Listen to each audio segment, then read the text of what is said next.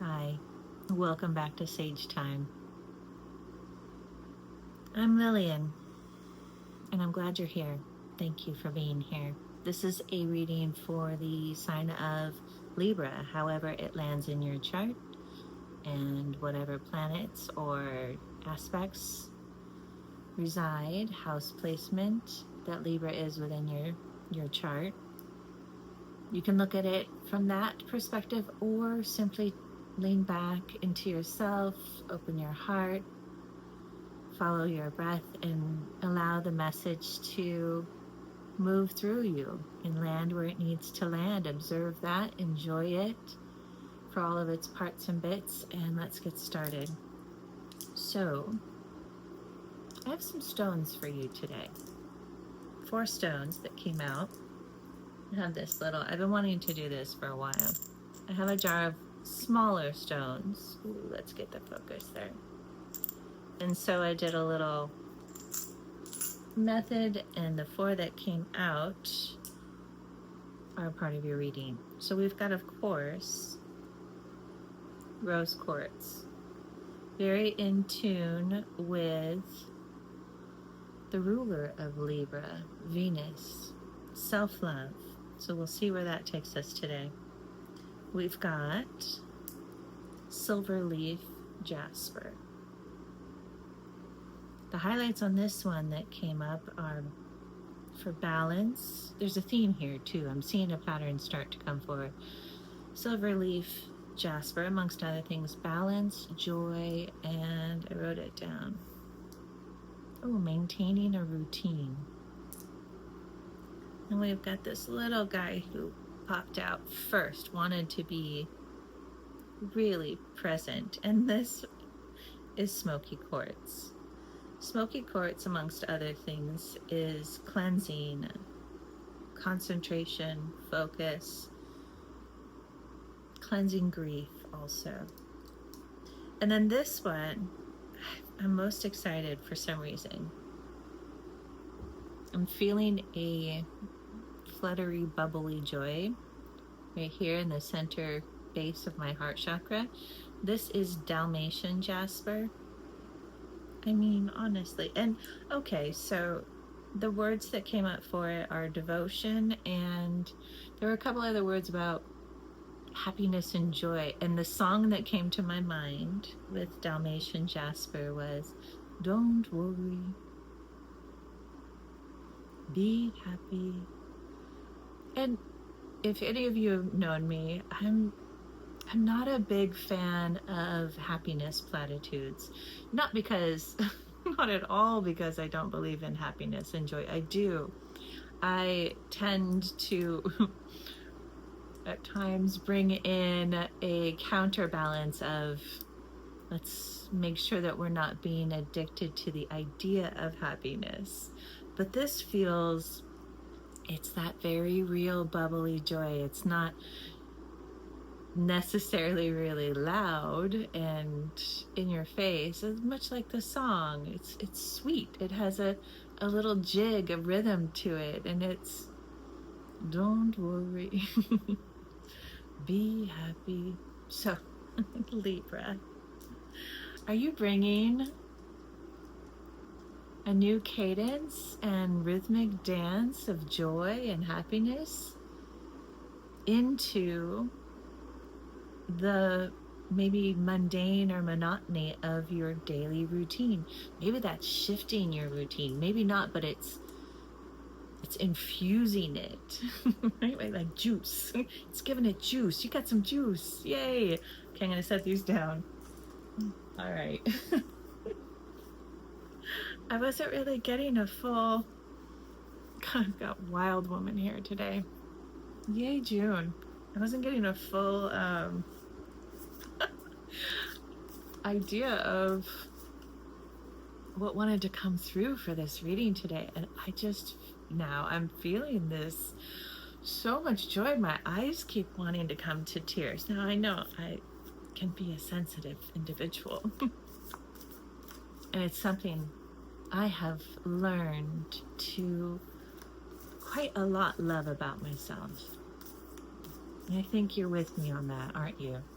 you quite a lot love the sensitivity of yourself, even when it's not easy. But it does bring about a quality of this jubilation, this little rhythmic. I've seen this man with a almost like a fedora, a t-shirt and pants or whatever, just kind of walking down a hot summer street in the middle of a very busy city. It's interesting. I'm seeing LA of all times right now, and I'm feeling those tears again. And I'm seeing this man, maybe you're this man, or maybe this is, if you're a woman, a masculine aspect of you that's walking with the city kind of behind him but not far from it, and he's dancing and he's singing "Don't Worry, Be Happy," and he's letting the song move through him, and the movements that he's making in his strides as he's walking is setting the tone of the shape of the pattern that he's creating around him and leaving behind him in a trail. And maybe that's something that you're doing or you've been considering, going into places physically or even energetically with your consciousness to, ooh, I feel a tension there in my jaw. Ooh. Yeah. To infuse an otherwise highly agitated, and it doesn't have to be LA with what's going on right now, because you may be getting this message 2 years from now. It could be anywhere in the world. Okay. We're going to be pulling cards from the Sacred Earth Oracle and then herbal astrology as well. And let's see what comes forward. I don't normally pull Sacred Earth Oracle more than just an overall. One sec.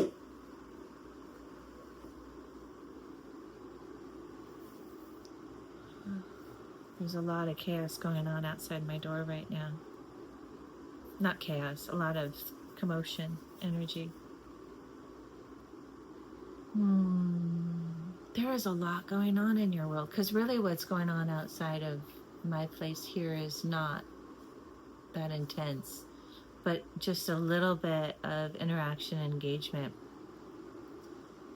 outside of my own personal space is billowing a lot of activity within me, and there is a very strong need for me to be in my stillness, not necessarily having to be still, although sometimes that feels like that might be needed, and returning home to my breath is what I'm being reminded of for you, which means by that going back to your breath work, your practice. If you haven't already established it, now is the time to establish an ongoing everyday practice of breath work, being in that stillness and following your in-breath and following your out-breath for a period of time, multiple times a day. And okay, so this is coming up for a reason. The first method of my own practice of initiating this, before I started meditation, so this would have been daily meditation, this would have been 15 years or so ago, I set my phone alarm to do a couple pings every 2 hours. I chose the odd hour because I like the odd hours. I like the odd things.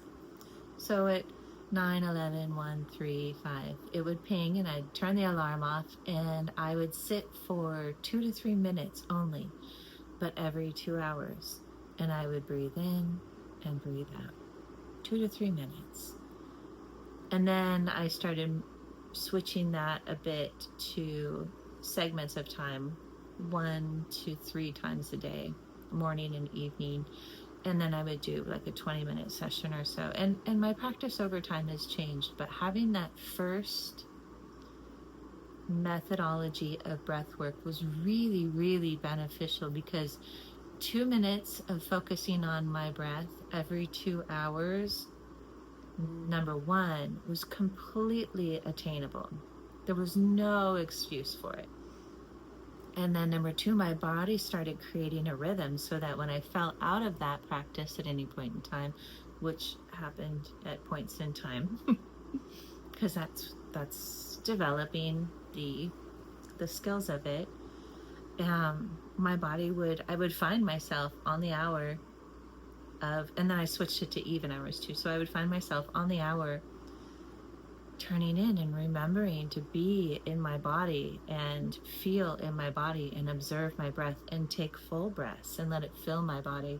So that might be something to return to, or to begin, or play around with that idea, or maybe something different. But I think that's important, because there's a lot of commotion going on around your personal space, both your body's energetic space and your consciousness, that tends to reach out quite a bit. You've got these energetic octopi legs I'm seeing, little filaments of a plant, and they touch and they interact with the many things that are going on in the world outside of your space, and those could be extending quite a bit further beyond your home. Let's see before I go further into this. So we've got perspective and absence are the two cards that came up. This first card, when I looked down to the ground, because you saw it flew, I saw Persephone instead of perspective. So let's bring that into, if it applies, the imagery that's being shown on this card is so beautiful. Here we have a feminine figure holding the world in her hands, and she's pregnant with the universe. She has wings to indicate cosmic freedom. And they have those indigo colors with the spirals, the mathematical, what's the word now? I was going to say golden rule, golden ratio. There we go.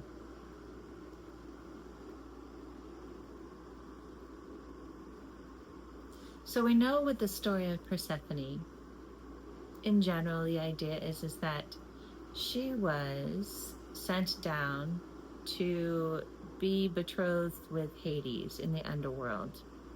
And then there's a lot of different branches of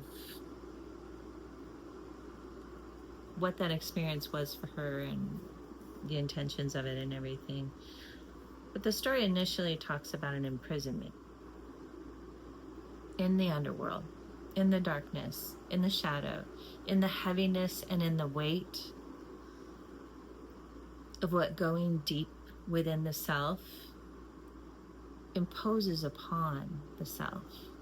It is not work for the faint of heart, mind, or will. In fact, the idea of the underworld and the 7 gates of the underworld, if you're familiar with the story of Inanna traveling into the underworld, presented also by Venus when she goes into retrograde during, oh, anyway, that's another tangent. Oh my goodness, tangents, right?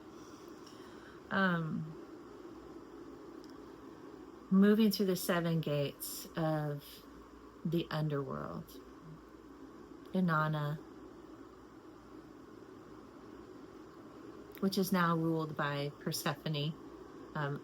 Gilgamesh, I believe, is the name of the goddess that ruled the underworld during the age of Taurus, long before everything was replaced by masculine gods.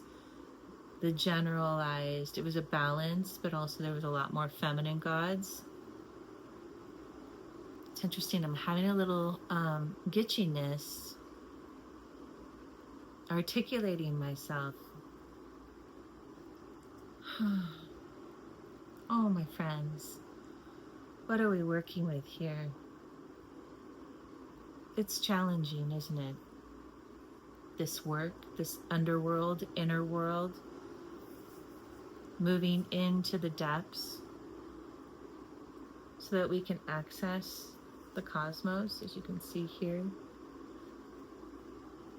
In her womb, she's cultivating the universe, holding the earth in her hand.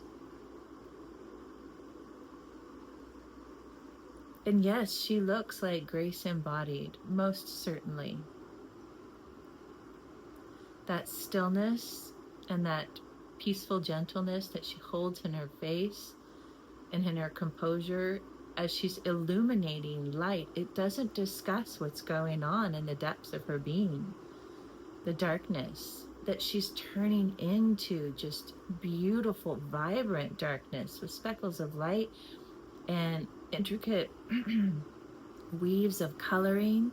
Some are spiraling and fractaling in mathematical patterns.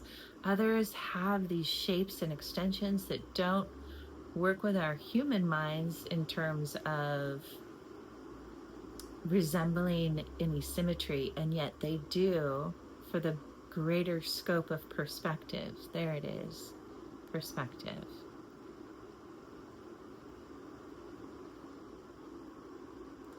And we look at the image of this embodiment of so much that is going on when the feminine is creating,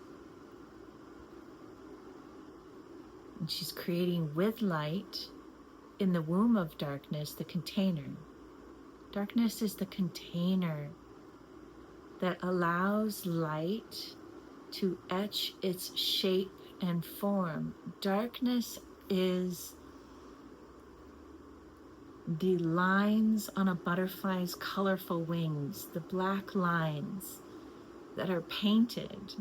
The Fae say. The Fae come in and they paint those wings in the chrysalis that offer the distinction and the pattern that give off not just an image of beauty and creative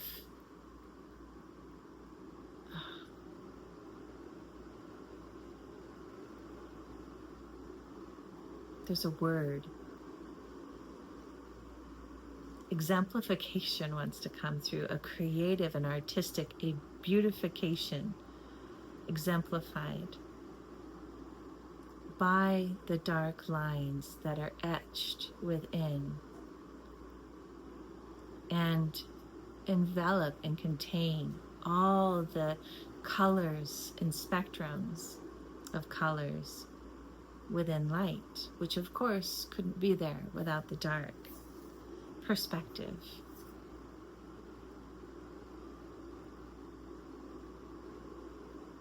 This is you. This is you and the man walking down the street, kind of ragged clothes, singing, "Don't worry, be happy." You are so many dimensional aspects of possibility, influence, integration. And that's those filamentous, octopi-like extensions that come off of you that can touch or feel the essence and energy of a conversation happening next door at your neighbor's, or across the world in a place of strife and turmoil, or across a continent or a district where a new mother and father are meeting their very first child for the first time, and that little person is taking his first breath and introducing himself to an entire world for the very first moments. You can touch all those things and pull in and extract, integrate, create spectrum of color, and then definition for pattern. Wow. Libra, you rock. All right. The next card that came out under it It's called absence. Okay.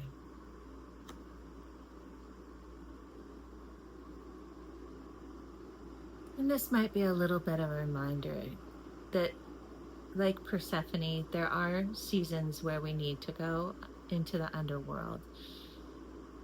And those seasons can be big and long. They can be years, or they can be just a few moments or hours in a day. There are always cycles within cycles. So this is the reminder. When you feel disconnected from the brilliance of the light in the world around you, or even from the great, vast, yet so reliable presence of the cosmic universe, and you feel that absence, and all you feel is yourself, and everything that there is inside of yourself, remember, this is home, the heart within, in all of its designs, all the cultures and different ways of thinking and speaking and expressing and being that are within you. And you always have friends. Here you have a horse messenger with you. Now I kind of want to draw an animal card to see.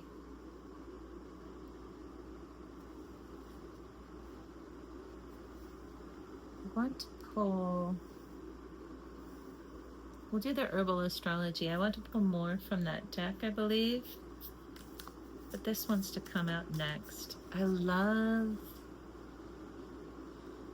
the pace and the cadence of your energy today. It's different for me, and there are really important learning pieces in it for me. And I feel a bit like a horse. Like I feel graceful and at ease, and then I want to go, and then I need to stop. Have you ever watched a horse in a field? They'll sit and graze, and they'll do their thing, and they'll perk their head up, and they'll look around, and then they'll just kind of do a little leap and pivot left, pivot right, go straight, circle around a little bit, and it's very intentional.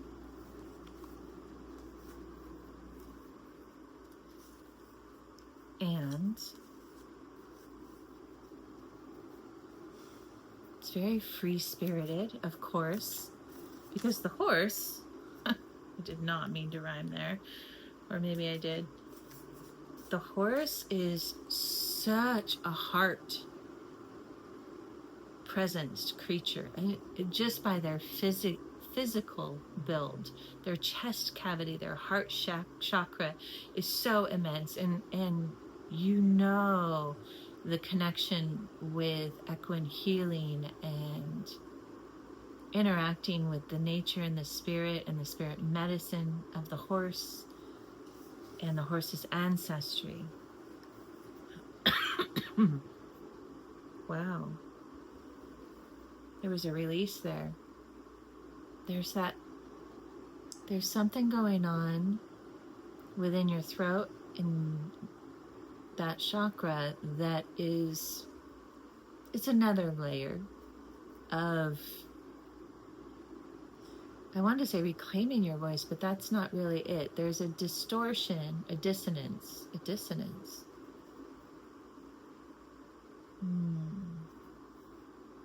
Within this area, and I was pulled more to the left a little bit too. So maybe doing some work during your breath work, some tonation work coming from the base of your sacral and diaphragm, and allowing those tones to come through, and just see what comes through. And then as you're doing more breath work, I'm hearing just trying to bring those tones, or allowing those tones, opening up and allowing those tones to harmonize. Okay, thank you. There's a little bit of gitchiness in getting to the point, but it's not an issue. It feels like kind of like walking through molasses and tripping on stones a little bit, but it's correct.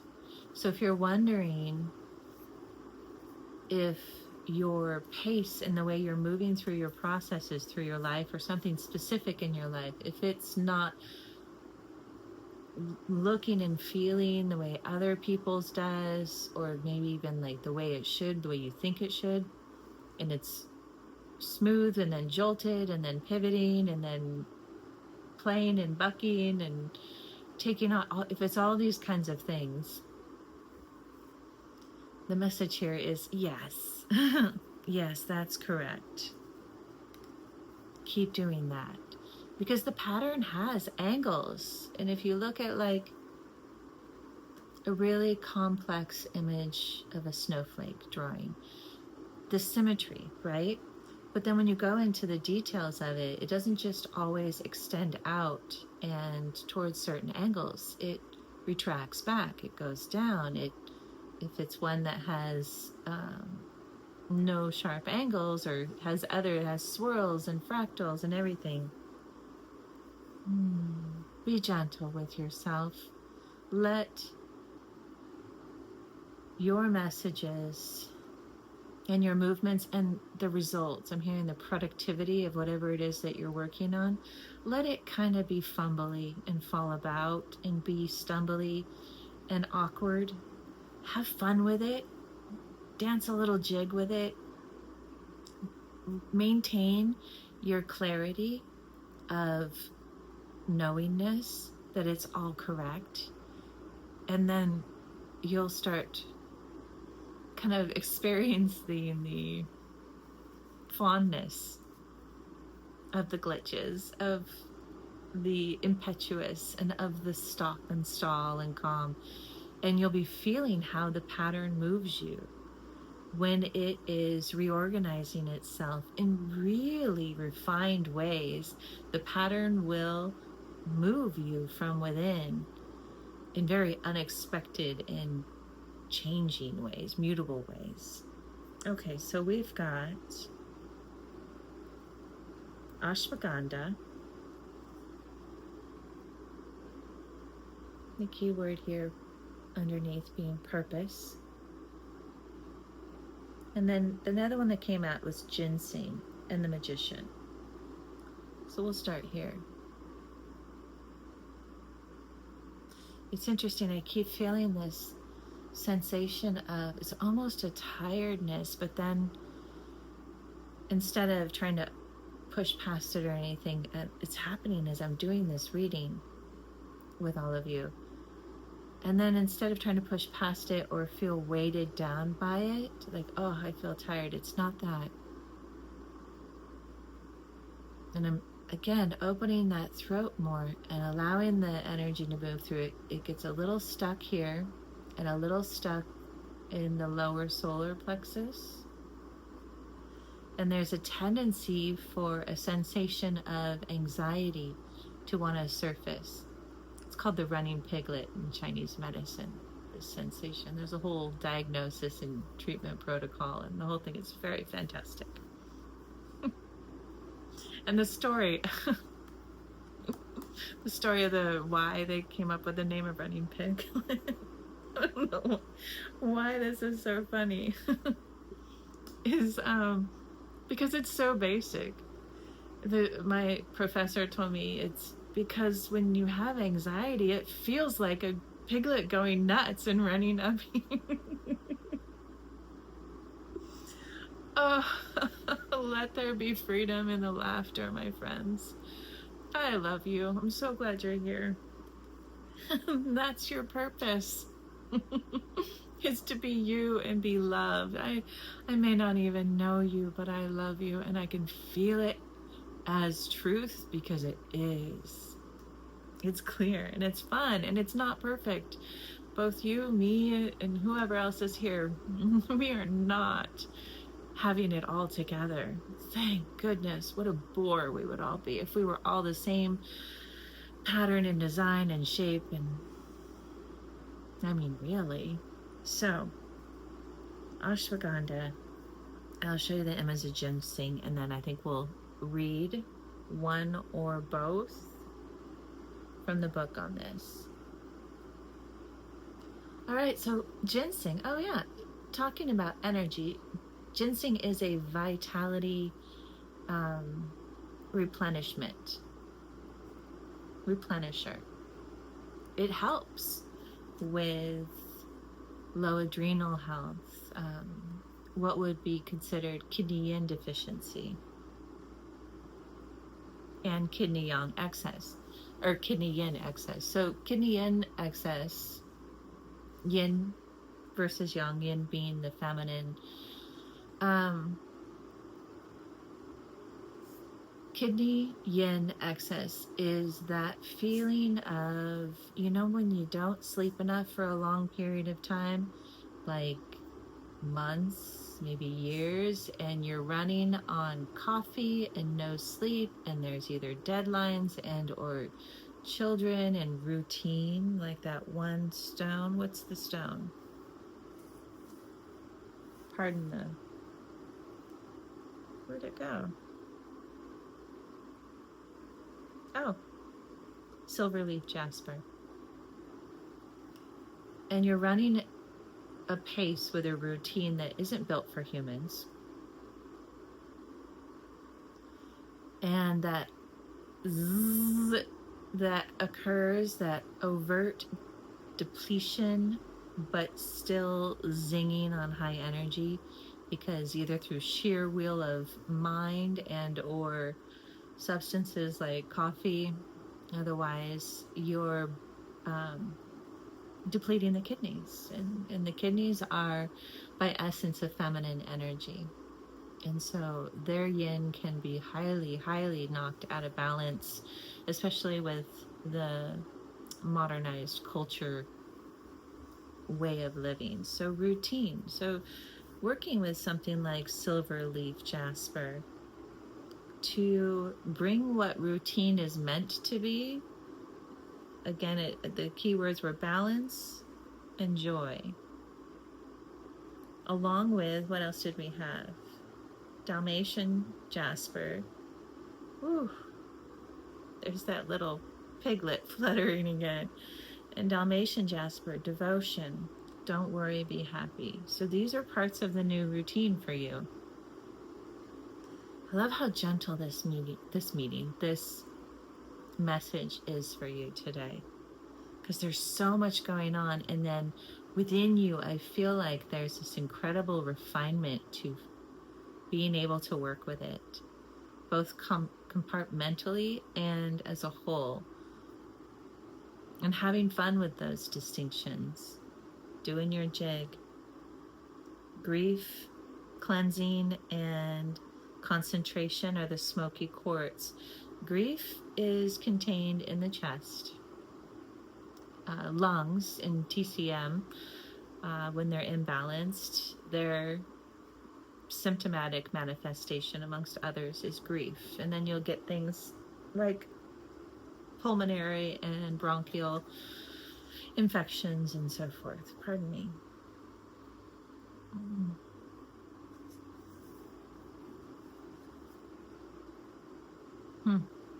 That just came to a close. So here, with the magician, and spend some time if you would like, and you can of course work with the actual the plant itself and its medicine. But if you don't have a good quality, well sourced, that you know of, ginseng on hand, I've mentioned this many times in videos, I highly encourage connecting with the plant and the plant ancestry and the plant spirit medicine through your meditations. And you verbally out loud, I'll often just start invoking their presence with my gratitude and checking in if there's anything I need to say and feel into to reconcile anything with the plant spirit and medicine and ancestors, and then the plant will present its magic, its spirit medicine in energetic ways that are so far beyond anything that really you can even get from the physical, botanical, the biochemical ingredients that are contained within the ginseng root. So, there you are as the magician, working with all these different stars around him and these components. He's sitting upon the wheel of I was going to say like the Wheel of Fortune, but I heard Wheel of Time. And he's working with all the ingredients from the earth, and behind the veil you can see those curtains with stars on them that are parting, showing him a different layer and dimension of the cosmos.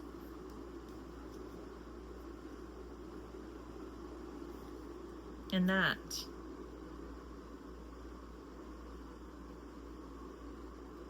is a big part of your purpose. In this container, this containment is the sun and moon and plants, representing ashwagandha and purpose, as said before. And this container feels like the womb that was presented in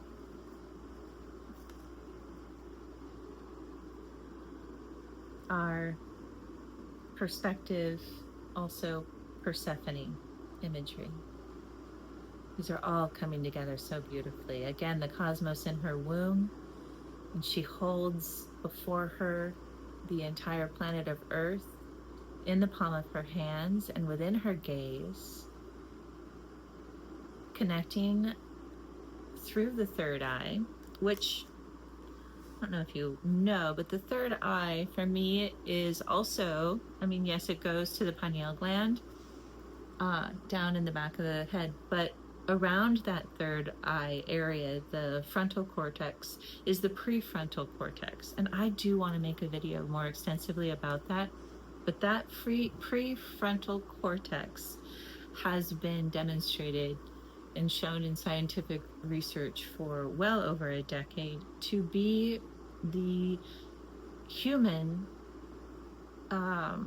perceptivity alert system.